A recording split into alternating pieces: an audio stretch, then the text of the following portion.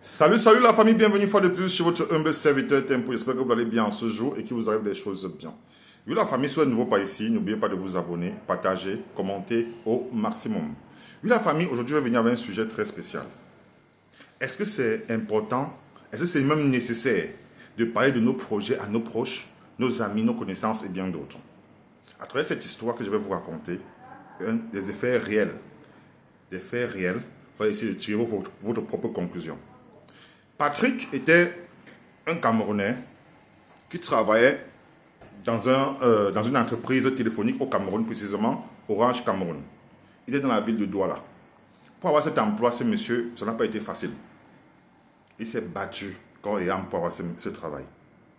Il a donc décidé enfin d'épouser sa femme officiellement, avec qui il avait 2 enfants.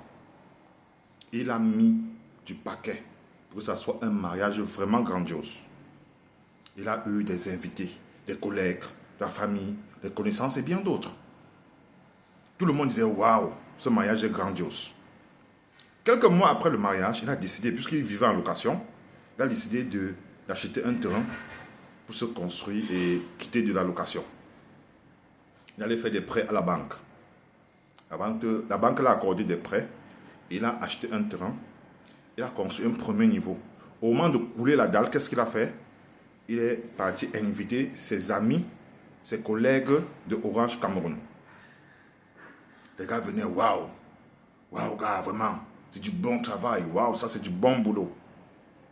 Ils ne savaient pas que c'est là où sa chute devait commencer. Patrick a payé à boire aux manœuvres, aux ingénieurs du chantier. Il a payé à boire même à ses amis. Pour lui dire, les gars, vraiment, la location n'est pas bien. J'ai décidé enfin de quitter la location parce que c'est ici que désormais je vais m'installer dès que les travaux seront finis. C'est comme ça que tous l'ont apprécié. Vraiment, tu es d'une intelligence vraiment légendaire. Vraiment, nous aimons vraiment faire comme toi. Tu es un exemple à suivre. C'est alors que c'était un samedi. Après avoir visité le terrain, le chantier, c'est comme ça qu'il est rentré chez lui. Dimanche, il allait à son sport comme d'habitude. Et il a rencontré certains de ses amis encore une fois de plus. C'est comme ça qu'il a fait parvenir l'information à ses amis, ses connaissances. Voilà, vraiment, j'ai acheté un terrain quelque part. Vraiment, je suis en train de lancer, de couler la dalle. Vraiment, c'est important. Si vous avez le temps, on peut aller vérifier. C'est comme ça. Et Patrick roulait avec la voiture de service.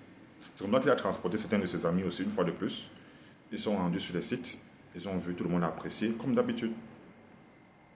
Le lendemain, qui était lundi, Patrick arrive à son boulot. À peine arrivé à son boulot, il y a son boss qui lui dit, Monsieur Patrick, je veux vous voir dans mon bureau, dans les brefs délais. C'est comme ça qu'il arrive dans le bureau de son patron. Son patron lui dit, ça fait combien de temps que tu travailles ici? Il dit, presque 8 mois, boss. Il dit, waouh. Je t'ai fait confiance, non? Il dit, oui, boss, je sais, vous m'avez fait confiance. Son boss lui présente juste les photos de son chantier. Tu prends l'argent où pour faire de telles réalisations? Moi-même qui suis ton boss, je n'ai jamais eu à voir ça, je suis en location. Comment est-ce que tu as pu? Ça veut dire que tu es un voleur. Ça veut dire que ça veut dire que tu détournes de l'argent. Et pour cela, tu dois te licencier là, sur le champ. À l'instant dont je te parle, il faudra déjà rendre les clés de la voiture. Il faudra rendre les clés de la voiture au gardien avant de descendre. On appelle même d'abord le gardien, on dit, oui, tiens, venez lui donner les clés de la voiture là. On dit, voilà, on vous a licencié sur place.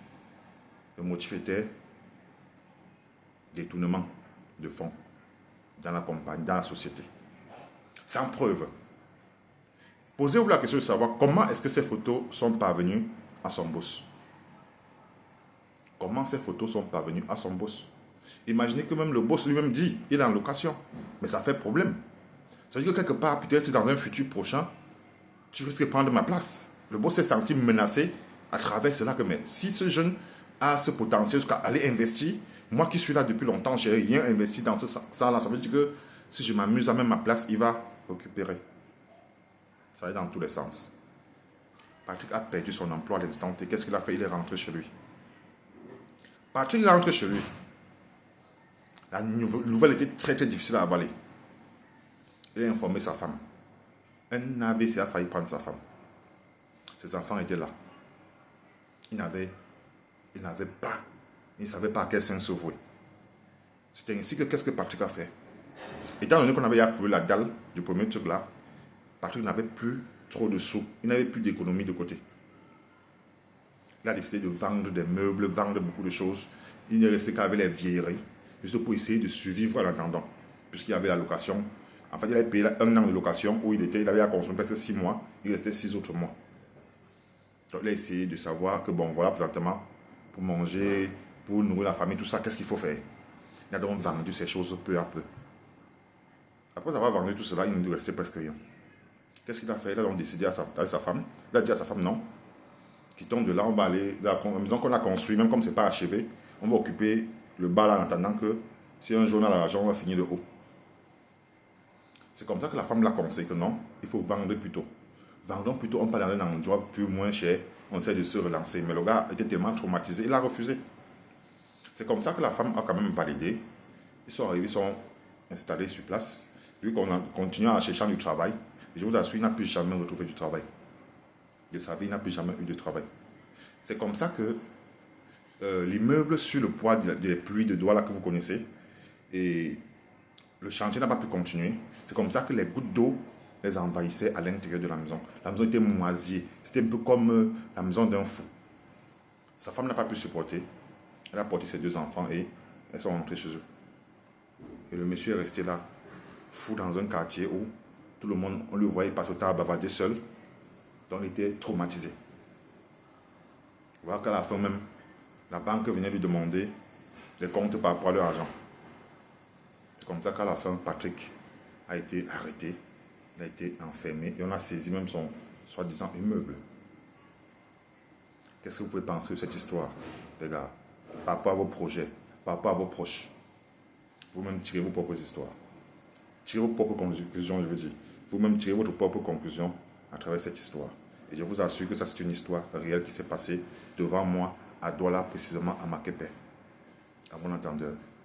Shalom.